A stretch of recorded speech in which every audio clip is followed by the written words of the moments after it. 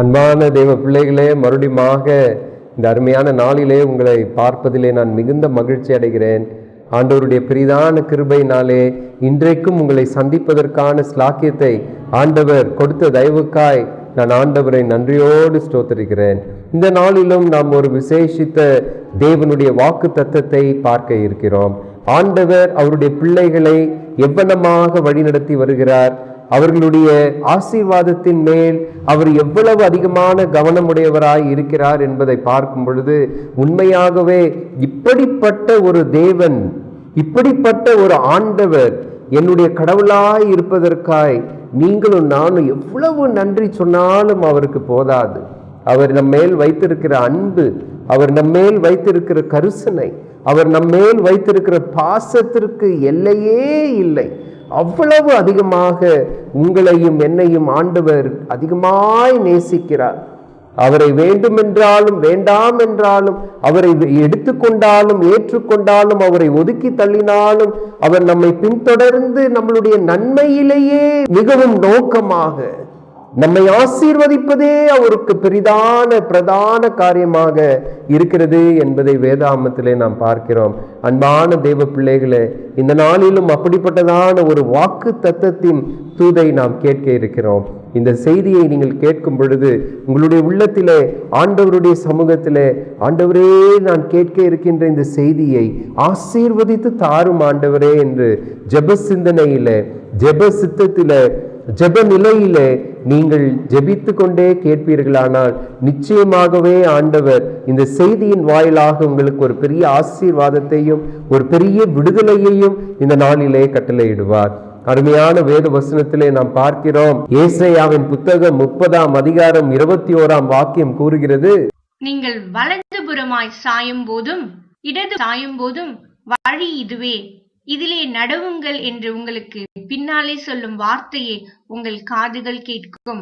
ஒரு பெரிய ஒரு ஆழமான ஒரு வாக்கு தத்தம்.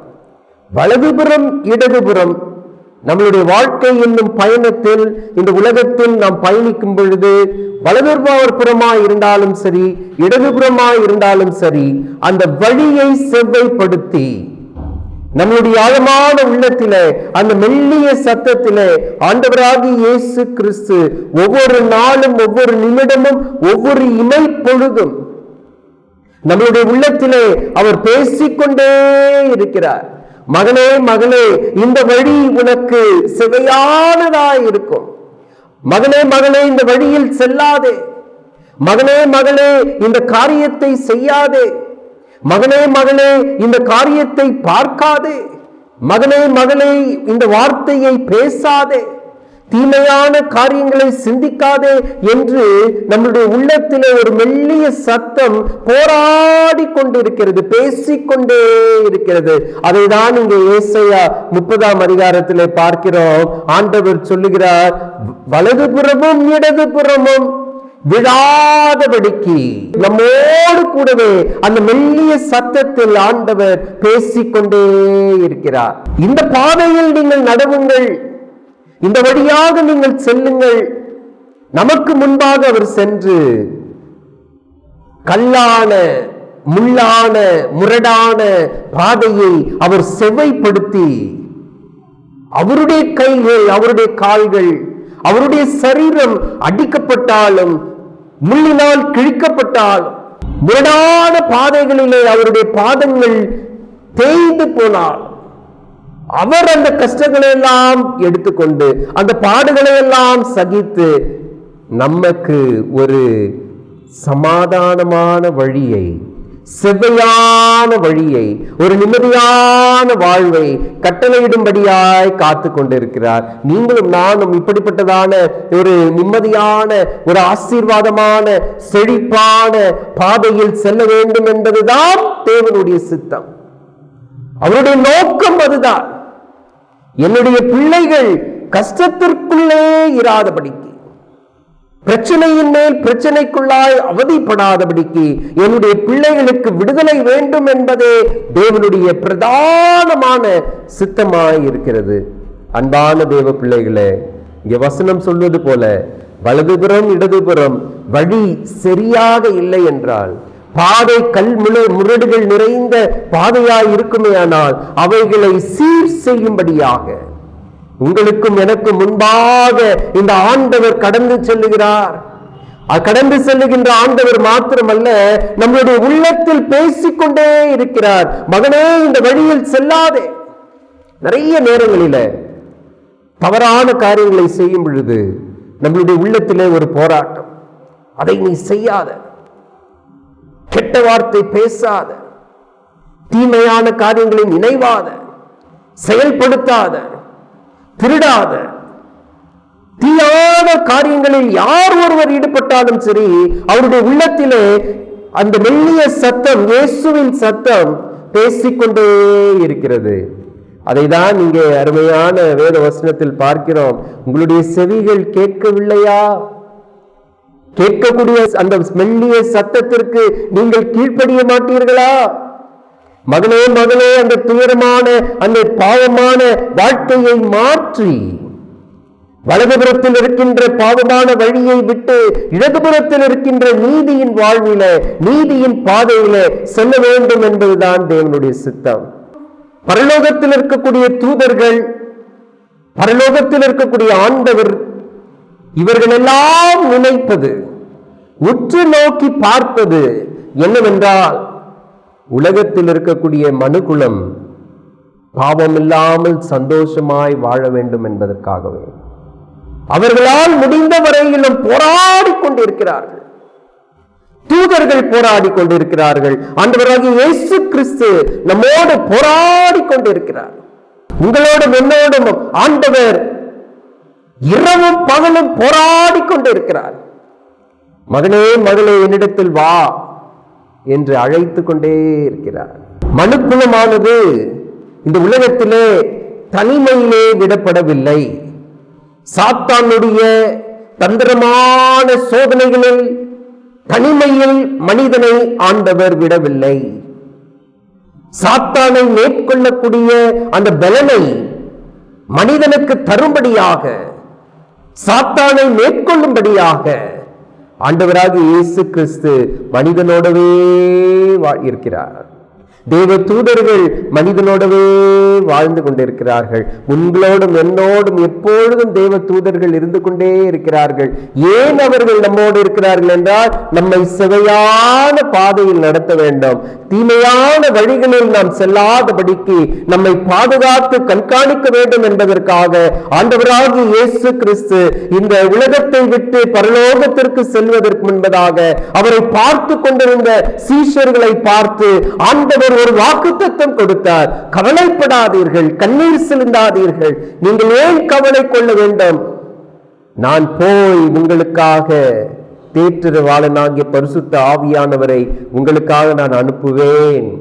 அந்த தேற்றரவாளனாகிய பரிசுத்த ஆவியானவர் உங்களை எல்லா நீதிக்குள்ளாகவும் சமாதானத்திற்குள்ளாகவும் வழி நடத்துவார் என்று வாக்குறுத்து சென்ற ஆண்டவராகிய இயேசு கிறிஸ்து இந்த மனுக்குலத்தை தனிமையில் விடவில்லையே, ஒரு பொழுதும் விட்டு விடாதபடிக்கு முழு பரலோகமும் இந்த மனுக்குலம் மறுபடியுமாய் அந்த தீமையின் பாவத்திலிருந்து வெளிவர வேண்டும் என்பதற்காகவே உற்று நோக்கி கொண்டு முழு பரலோகமும் இதற்காக மனிதனுக்கு தேவையான பலனை கொடுத்து கொண்டே இருக்கிறது. உங்களுக்காகவும் எனக்காகவும் ஆண்டவர் ஒவ்வொரு நாளும் அந்த பலனை புதுப்பிச்சுக்கிட்டே இருக்கிறார். புதிய பலனை கொடுக்கிறது ஆயத்தமாவே இருக்கிறார். ஆனால் நீங்களும் நானும் அந்த பலனை எப்படி பயன்படுத்துகிறோம்? அவருடைய பலனை பெற்றவர்களாக நாம் வாழ்கிறோமா? பலனை தருகின்ற ஆண்டவருக்கு உண்மையாய் நாம் வாழ்கிறோமா? அவருடைய வார்த்தைக்கு இணங்க அவருக்காய் நாம் உண்மை முத்தமான வாழ்க்கை இந்த உலகத்திலே வாழ்ந்து கொண்டிருக்கிறோமா? தீமையான பாதையில் போய் கொண்டிருந்தால் சற்று நீங்கள் திரும்பி take a U-turn,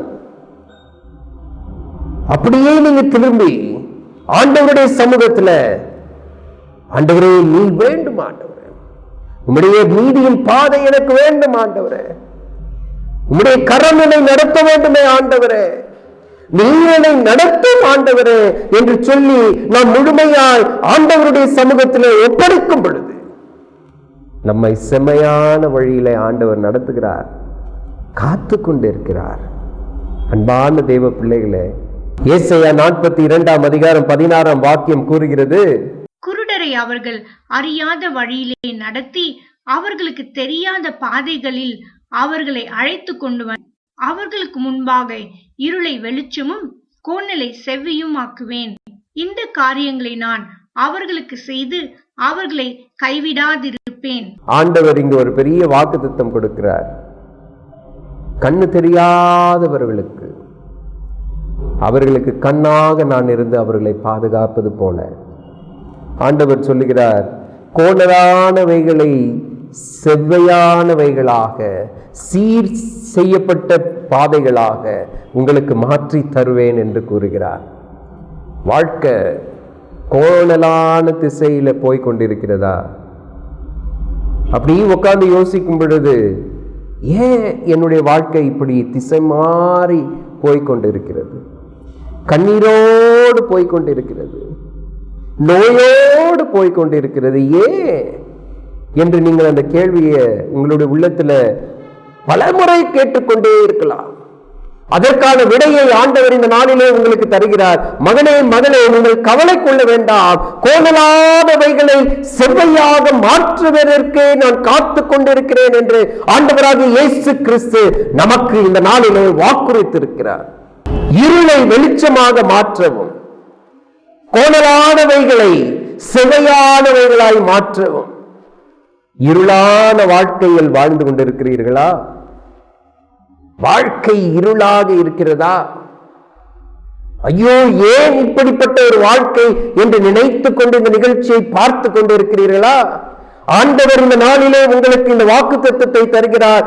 இருளை வெளிச்சமாக நான் மாற்றி தருவேன். சீரில்லாத ஒரு வாழ்க்கை, நிம்மதியில்லாத ஒரு வாழ்க்கை, பண பிரச்சனையினூடாய் வாழ்கின்ற வாழ்க்கை,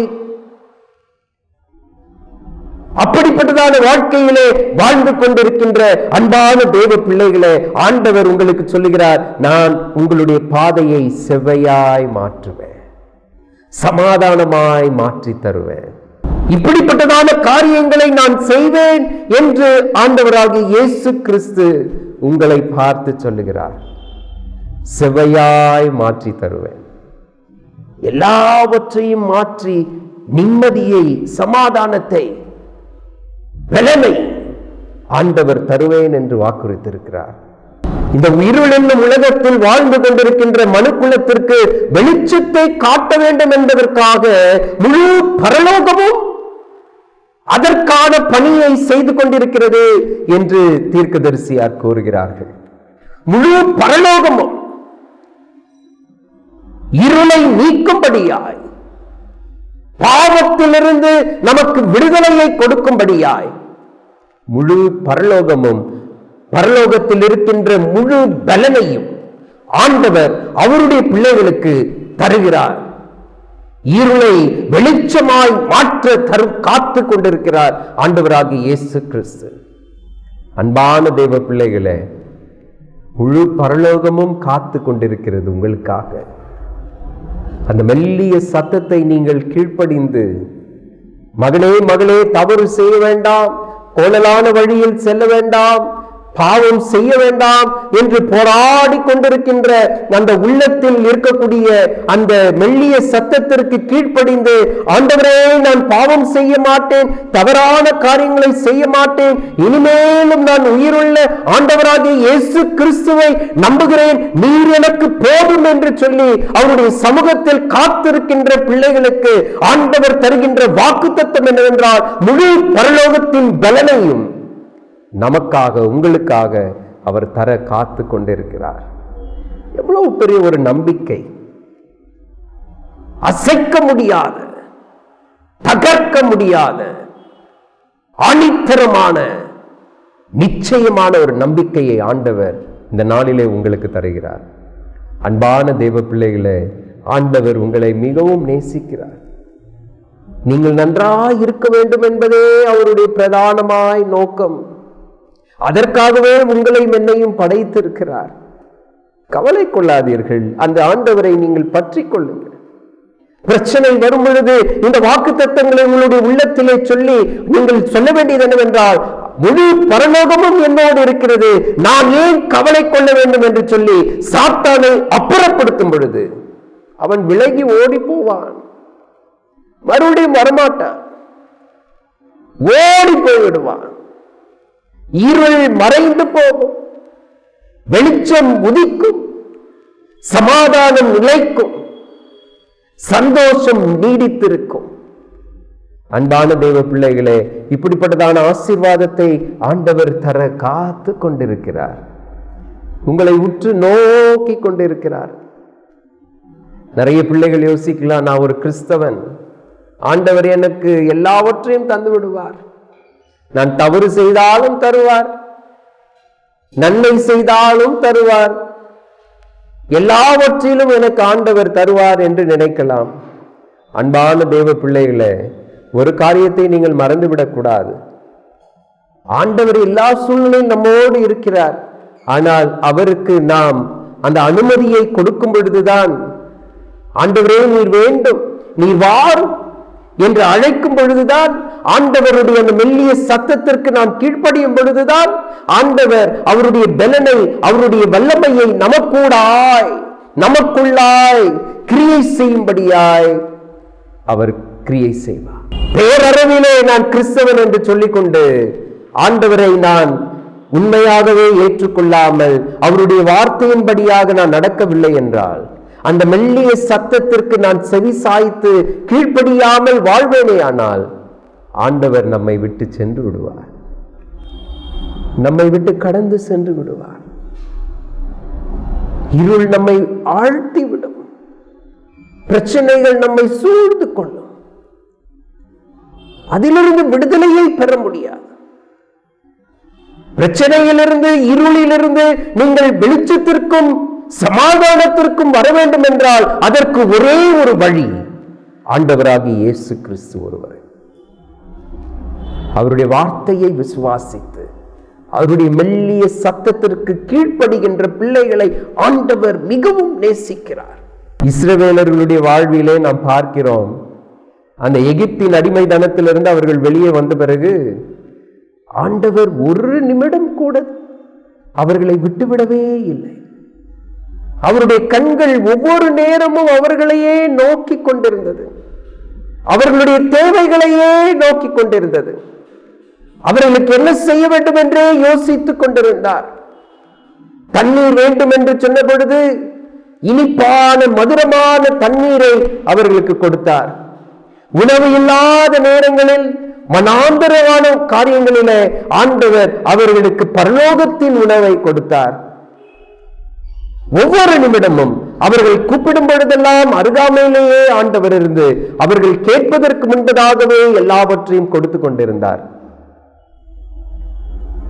அன்பான தேவ பிள்ளைகளே, ஒவ்வொரு நிமிடமும் அவர்களை கைவிடாத காத்த ஆண்டவர் உங்களையும் காக்க காத்து கொண்டிருக்கிறார். கண் உறங்காமல் உங்களை பார்த்து கொண்டிருக்கிறார்.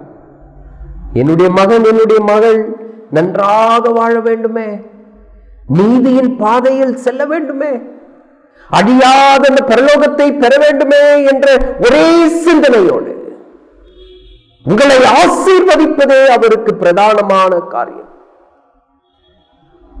தீமையிலிருந்து, கஷ்டத்திலிருந்து உங்களை மீட்டெடுப்பதே அவருக்கு மிக முக்கியமான வேலை. அதைதான் நாம் இங்கே பார்க்கிறோம். அவருடைய கண்கள் உறங்குகின்ற கண்கள் அல்ல, ஓயாமல் கவனித்துக் கொண்டிருக்கின்ற கண்கள், உங்களை பார்த்து கொண்டிருக்கின்ற கண்கள், எந்த இடையூறும் உங்களை அணுகாதபடிக்கு உங்களை காக்குகின்ற கண்கள். அன்பான தேவ பிள்ளைகளே, அந்த ஆண்டவரை நாம் ஏற்றுக்கொள்ளும் பொழுது ஆண்டவர் பெரிய ஆசீர்வாதத்தினால் உங்களை வழி நடத்துவார். ஆயிரக்கணக்கான, பத்தாயிரக்கணக்கான தேவ தூதர்கள் இந்த மனுக்குலத்திற்கு பணிவிடை செய்வதற்காகவே அவருடைய நோக்கமாய் இருக்கிறது. தேவைப்படுகின்ற தேவனுடைய பிள்ளைகளுக்கு பணிவிடை செய்வதே அவர்களுடைய மிகப்பெரிய நோக்கம், அவருடைய வேலையாய் இருக்கிறது. 10,000கணக்கான தேவதூதர்கள், ஆயிரக்கணக்கான தேவதூதர்கள், கோடிக்கணக்கான தேவதூதர்கள் பரலோகத்தில் இருக்கிறவர்கள், அவர்கள் இந்த பூலோகத்தில் இருக்கின்ற தேவனுடைய பிள்ளைகளுக்கு பணிவிடை செய்வதே அவர்களுடைய மிக முக்கியமான நோக்கமாக இருக்கிறது. அவர்கள் உதவி என்று அழைக்கும் பொழுது ஓடோடி வந்து அவர்களை காப்பாற்றுகின்ற, உதவி செய்கின்ற பணிவிடைக்காரர்களாக ஆண்டவர் அவருடைய பிள்ளைகளுக்கு தேவ தூதர்களை கட்டளையிட்டிருக்கிறார். எவ்வளவு பெரிய ஆசீர்வாதம்!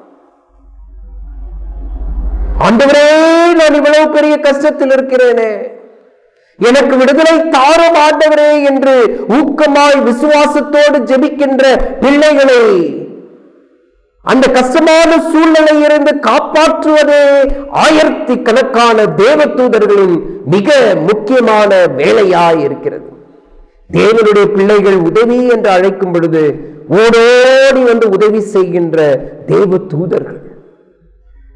ஆண்டவர் எம்மை எவ்வளவு நேசிக்கிறார், உங்களை எவ்வளவாய் நேசிக்கிறார். ஆண்டவரே என்று அழைக்கும் பொழுது, உண்மையான விசுவாசத்தோடு அழைக்கும் பொழுது அவருடைய தேவ தூதர்களை அனுப்பி உங்களை காப்பாற்றுகிறார், உங்களுடைய தேவைகளை தருகிறார். எவ்வளவு பெரிய உண்மையுள்ள ஆண்டவர்!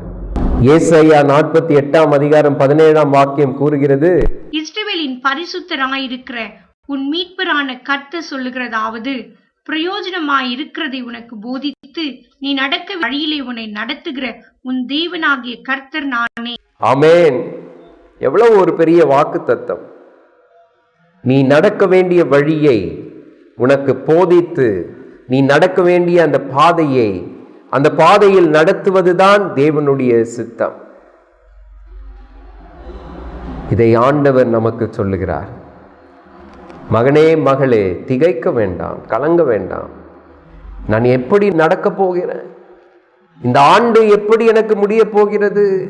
இந்த ஆண்டை நான் எப்படி முடிக்க போகிறேன் என்ற கவலையோடு இந்த நிகழ்ச்சியை நீங்கள் பார்த்து கொண்டிருந்தால், ஆண்டவர் தருகின்ற வாக்குத்தத்தம் என்னவென்றால், பிரயோஜனமான காரியங்களை உனக்கு போதித்து நீ நடக்க வேண்டிய வழியை உனக்கு காண்பித்து உன்னை நடத்துவேன் என்று கர்த்தராகிய ஆண்டவர் சொல்லுகிறார் என்ற அருமையான பரிசுத்த வேதாகமத்திலே நாம் வாசித்தோம்.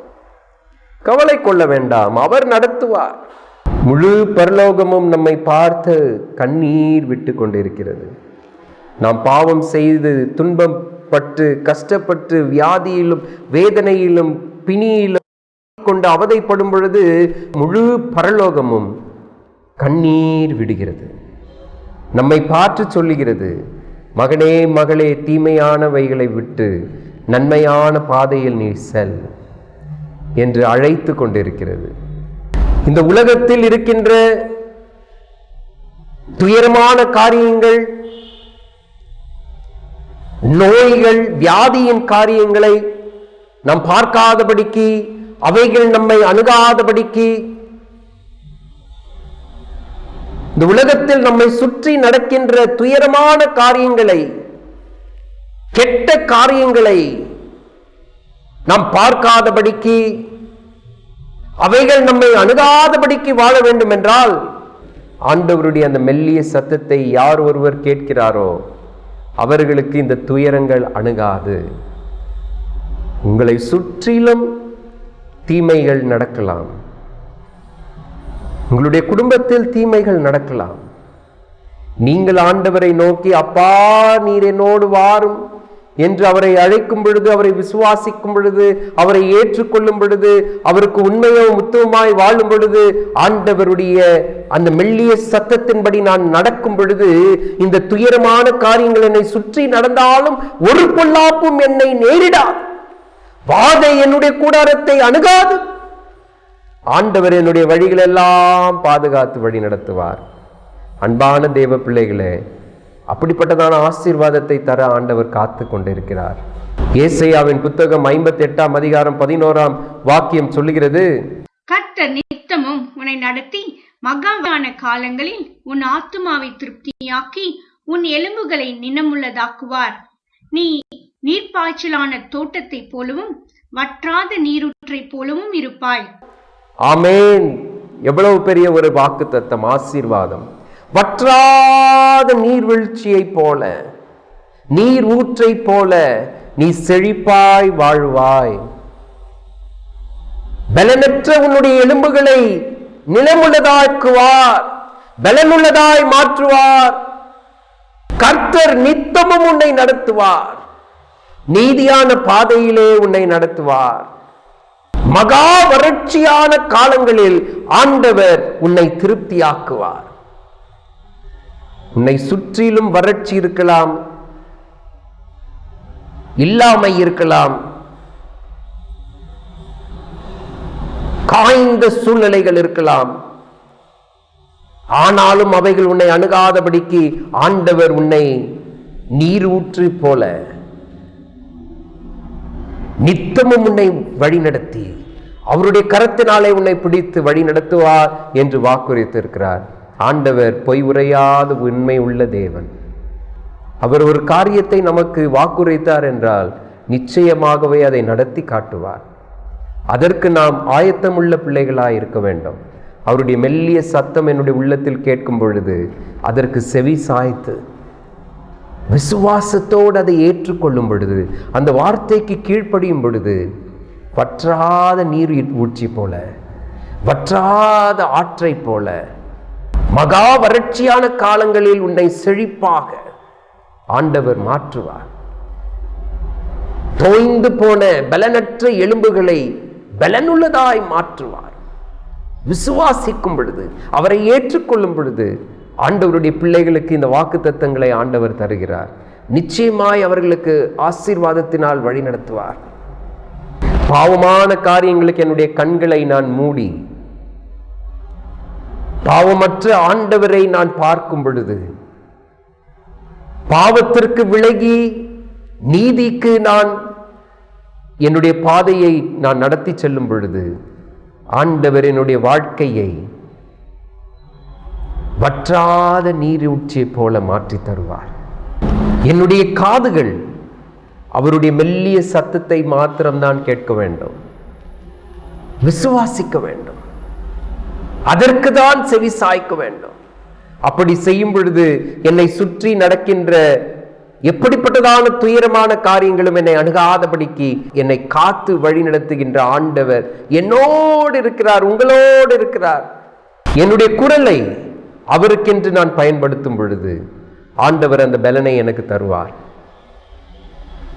என்னுடைய சரீரம் ஆண்டவருடைய ஆலயமாய் இருக்கிறது. உங்களுடைய சரீரம் ஆண்டவருடைய ஆலயமாய் இருக்கிறது.